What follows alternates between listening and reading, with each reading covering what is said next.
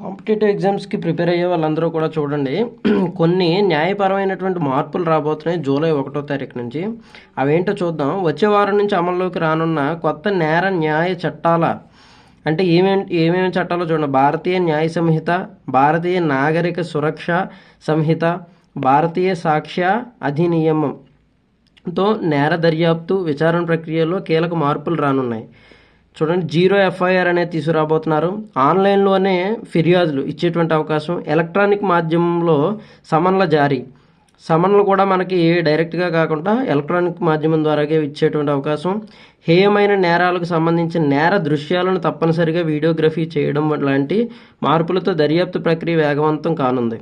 ఈ కొత్త చట్టాలపై క్షేత్రస్థాయిలో ప్రజల్లో అవగాహన కల్పించడానికి కేంద్ర హోంమంత్రిత్వ శాఖ కూడా భారీ కసరత్తు ప్రారంభించింది. దాదాపు 40 లక్షల మంది క్షేత్రస్థాయి సిబ్బందికి 5.65 లక్షల మంది పోలీసులు, జైళ్ల అధికారులు, ఫోరెన్సిక్ నిపుణులకు శిక్షణ ఇవ్వనుంది.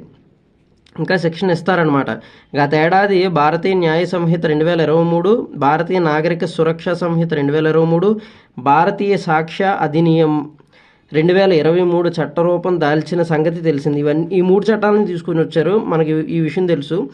ఇవి బ్రిటిష్ వలస పాలన కాలం నాటి IPC, CrPC, Indian evidence act స్థానంలో అమల్లోకి రానున్నాయి. అప్పుడు ఎప్పుడో తీసుకొచ్చిన చట్టాలను మళ్ళీ సవరించి నీట్గా మళ్ళీ పొందుపరిచి ఒక 3 చట్టాలను తీసుకొచ్చారు. వీటిల్లో కొన్ని మార్పులు అనమాట. ఇప్పుడు డిజిటలైజేషన్ ఎక్కువైందిగా. కీలక మార్పుల్లో కొన్ని మనం చూద్దాం. బాధితుడు పోలీస్ స్టేషన్కు వెళ్లకుండానే ఎలక్ట్రానిక్ కమ్యూనికేషన్ ద్వారా జరిగిన సంఘటనను ఫిర్యాదు చేయవచ్చు.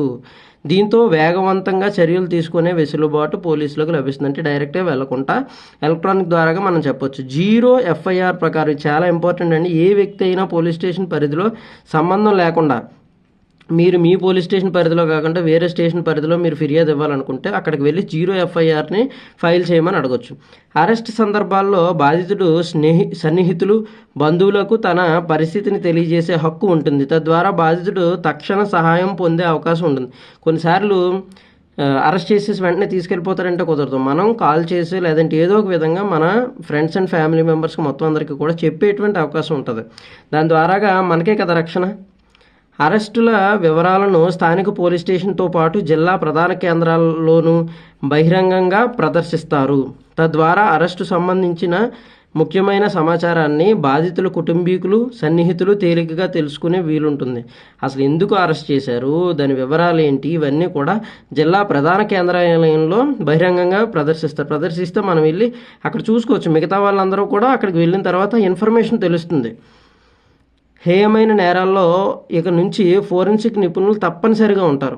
వారు సంఘటన స్థలానికి వెళ్ళి ఆధారాలు సేకరిస్తారు.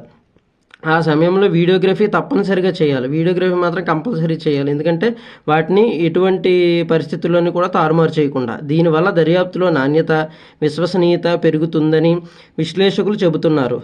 మహిళలు, చిన్నారులపై జరిగే నేరాల పరిష్కారానికి కొత్త చట్టాల్లో అధిక ప్రాధాన్యం ఇచ్చారు. ఈ నేరాల్లో దర్యాప్తు 2 నెలల్లో పూర్తి కావాలి. 2 నెలలు, 2 months టైం ఇచ్చారండి. Just 2 months. అంతేకాదు, బాధిత మహిళలు, చిన్నారులకు ఉచిత ప్రాథమిక వైద్య చికిత్సకు కొత్త చట్టాలు హామీ ఇస్తున్నాయి. వాళ్ళకి వైద్యం ఖర్చు కానీ అవి కానీ ఇవి కానీ అన్నీ పెట్టుకొని వాళ్ళకి వైద్య సేవలు అందించడానికి. ఇక సమన్లు ఎలక్ట్రానిక్ విధానం ద్వారా పంపించవచ్చు. సమన్లు డైరెక్ట్గా రాకుండా ఎలక్ట్రానిక్ ద్వారా ఇస్తారు. మహిళలపై కొన్ని నేరాలకు సంబంధించి బాధితురాలి వాంగ్మూలాన్ని మహిళా మెజిస్ట్రేట్ ముందు నమోదు చేయాల్సి ఉంది. ఇక్కడ గమనించండి, మహిళా మెజిస్ట్రేట్ ముందు. వారు లేని పక్షంలో మహిళా సిబ్బంది సమక్షంలో పురుష మెజిస్ట్రేట్, అంటే పురుష మెజిస్ట్రేట్ ఉండొచ్చు, బట్ మహిళా సిబ్బంది మాత్రం అక్కడ ఉండాలి.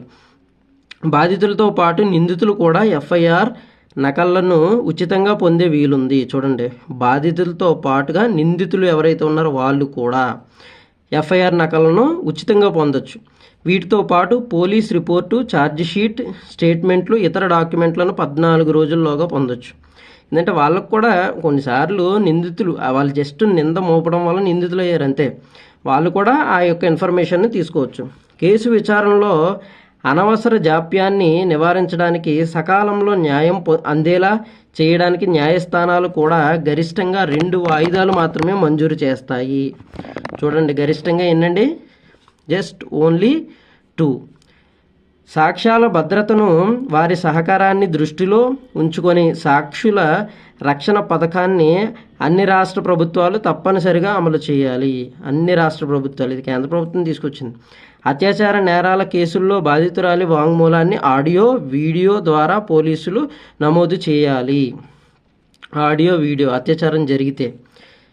మహిళలు, దివ్యాంగులు, దీర్ఘకాల వ్యాధిగ్రస్తులతో పాటు 15 ఏళ్లలోపు పిల్లలు, 60 ఏళ్ల కంటే ఎక్కువ వయసున్న వారు పోలీస్ స్టేషన్కు వెళ్ళడం నుంచి మినహాయింపు ఉంటుంది. వీళ్ళు స్టేషన్కి వెళ్ళేటువంటి అవకాశం అంటే మినహాయించవచ్చు.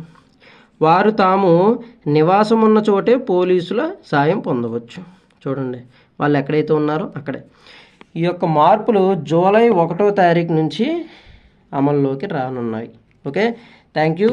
వీటన్నిటి మీద కూడా మీరు కొన్ని క్వశ్చన్స్ రెడీ చేసుకోండి. ఏమేమి ఎవరెవరినైతే మనం ఎక్స్క్యూజ్ చేసామో ఎన్ని రోజుల్లోగా మనం తెచ్చుకోవచ్చు ఆ యొక్క ఇన్ఫర్మేషన్ని, తర్వాత ఎంతమందికి ఇస్తున్నారు, ఎన్ని చట్టాలు కొత్తగా మార్పు చెందినవి, ఇవన్నీ కూడా మీరు అన్నీ రాసుకోండి. 0 అవర్ అంటే ఏంటి, ఇవన్నీ కూడా నోట్ చేసుకోండి. Okay, thank you.